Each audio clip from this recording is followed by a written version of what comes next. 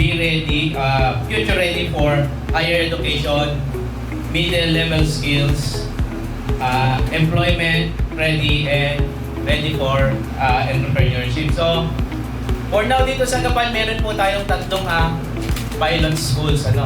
Ito yung Santa Cruz National. Mag-i-implement na po nung strengthened senior high school. Bakit pa mayroon pang strengthened senior high school? Kaya nga nung sinabi ko kanina, may nakitang kakulangan yung departamento doon. Maruhan National High School and Herminio Nicolas National High School. Silang, yung tatlong school na yon ay napili ng central office para mag-pilot implementation ng ating strengthened senior high school.